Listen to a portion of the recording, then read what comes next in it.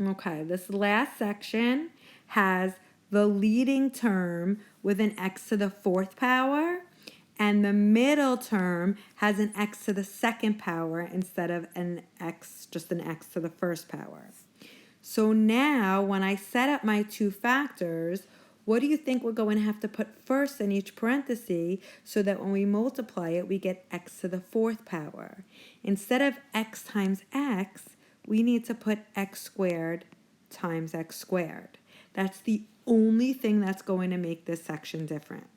We still need two numbers that add to 8 and multiply to 7. So again, you could put your little chart. You can get it from the calculator or without the calculator. 1 times 7 would be the first numbers that come to my mind that multiply to 7, which do in fact add to 8. So it's plus 1 and plus 7. Whenever both numbers are positive in the polynomial, both factors are going to have a plus sign, which makes it a little easier. Okay, then just to see how this works out, this is a check. We already have our answer. These factors are the answer, but let's just multiply it out so that you understand why that happens. X squared and 1 times x squared and 7. X squared times x squared is x to the fourth. 1 times x squared is x squared. 7 times x squared is 7x squared. And 7 times 1 is 7. So when I combine the middle two terms, we end up with the trinomial x to the fourth from here, 1x squared plus 7x squared, add, keep, I get 8x squared, and then that plus 7 from the last box. So that is why when there's an x to the fourth in the first term, the only thing that changes is that we have x squared first in each parenthesis instead of x. We'll try it again for number 9 and 10, and then you guys could try the homework problems on your own. So putting my two factors set up, to get the x to the fourth, I'm going to put x squared first in each parenthesis. So always look at the power of that first term before setting that up.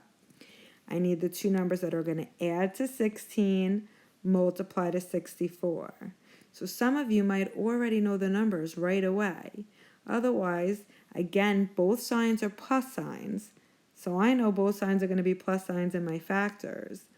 So I have either 1 times 64, 2 times 32, 4 times 16, 8 times 8.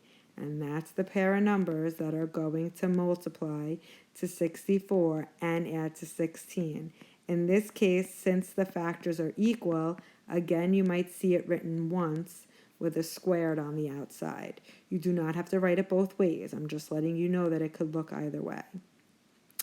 And the last sample for today's lesson, set it up again. We have x fourth first, x squared second. So instead of x times x, we're going to put x squared times x squared.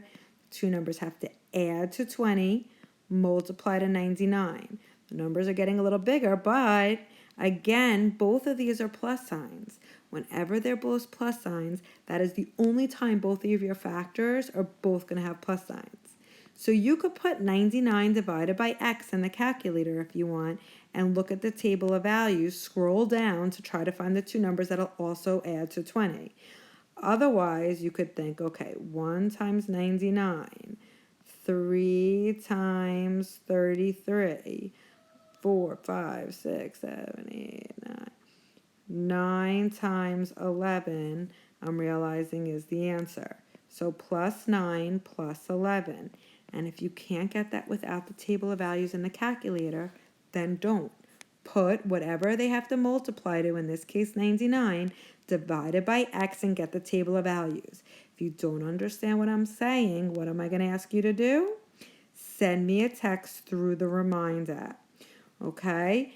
This is your final answer. So all your final answers to this practice sheet will look like either this, where you have x squared first in each parenthesis with the number, or in the earlier examples, just x first. You might see an example where it has y squared as the first term instead of x squared, in which case you would put y and y as the first term. Okay, Good luck, and please text me if you have any questions through Remind, not the comment on the classroom. Bye-bye.